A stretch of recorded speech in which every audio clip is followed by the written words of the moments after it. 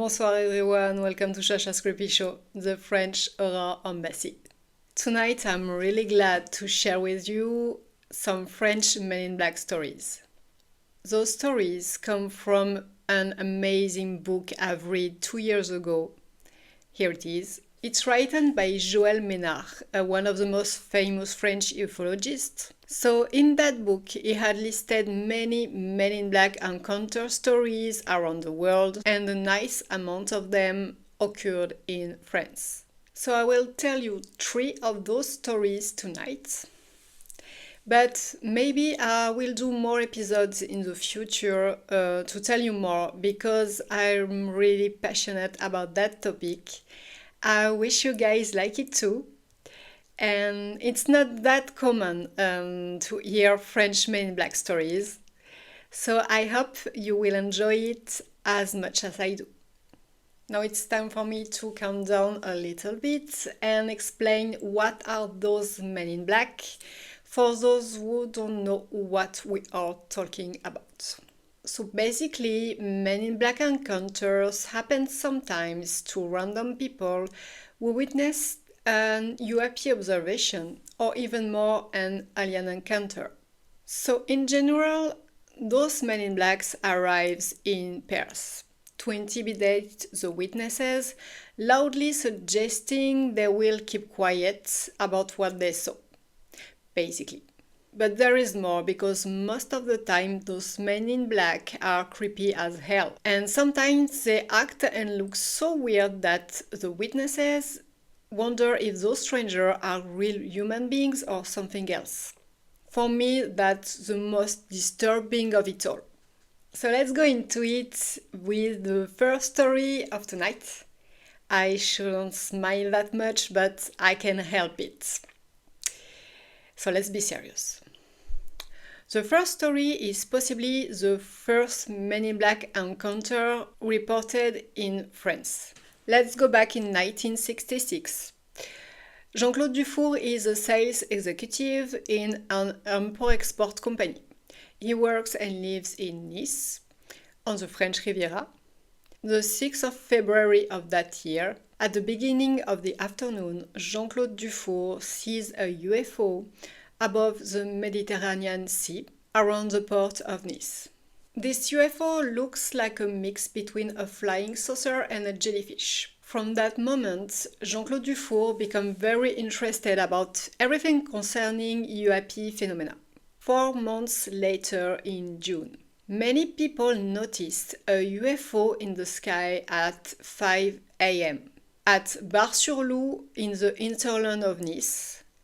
Witnesses from the village said that it was a very luminous object with fluctuating colors. They saw its trajectory and where it landed for a little while before leaving. So knowing that, few days after, Jean-Claude Dufour and a friend of him, also interested in UAP mysteries, decide to go watch the site of the alleged landing of the object. They saw a circular zone where the grass and vegetation were smashed and burned. They took some samples in that circle and around to make them analyzed and studied. They sent a package to Chicago to Jacques Vallée, the famous ufologist, with the samples and the full reports of this UAP observation. And surprise, the package was never delivered. It just vanished. Kind of suspicious. 2 weeks after posting it, Jean-Claude Dufour is going home after work, around 7 p.m. It's still daylight, it's summertime. He's about to get in his building when he noticed a weird man standing around 65 feet off the building. The man wears a black suit with black shoes, a black little hat, black tie, and a white shirt. He also wears a pair of really dark sunglasses, but the most bizarre is the stranger's skin. Jean-Claude Dufour reports that the skin was very pale, like chalk, some white who seemed unhealthy. But Jean-Claude Dufour doesn't really paid attention to that stranger at that moment, because he suddenly remembers that he forgot to buy something in a shop nearby before going home. So he turns his back at that man, and after that, when he finally gets home, the weird stranger is gone.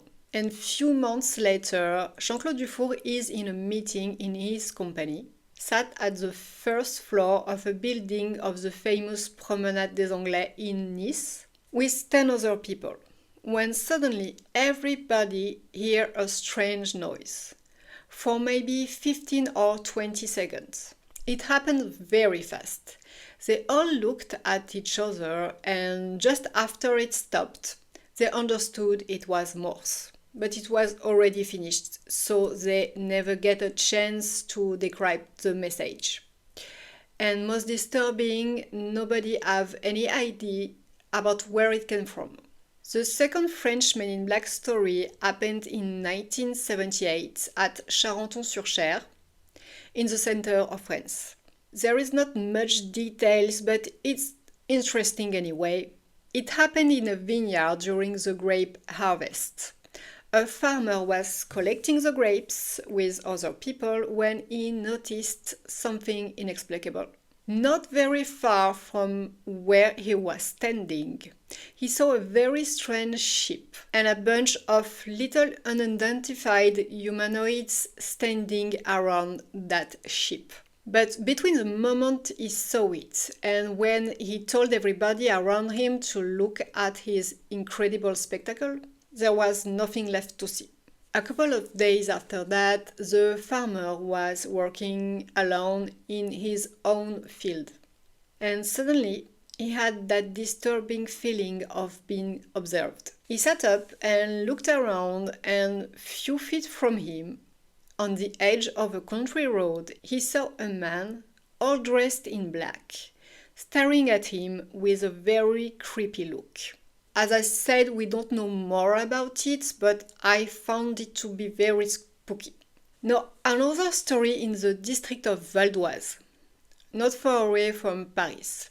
At the end of the winter of 1974, Mr. Beraza, a peace officer, and 4 of his colleagues have seen an ovoid figure far away in the sky, around 5 a.m.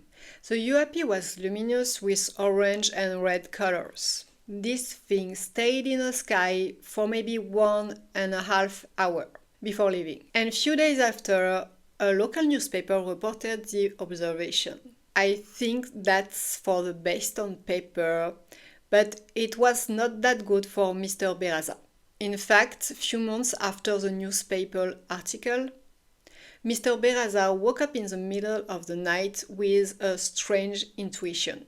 He was absolutely sure, without seeing it, that someone weird was standing on the parking lot of his building. However, none of the windows of his apartment had a view on the parking lot. But he was so convinced about that precise odd feeling that he dressed up immediately, took his gun, and came down from his building. The second he stepped outside in the night, he saw someone running away. This stranger was dressed with what appears to be a black full wetsuit, like those of the frogmen. Mr. Beraza started running after him, yelling at him to stop.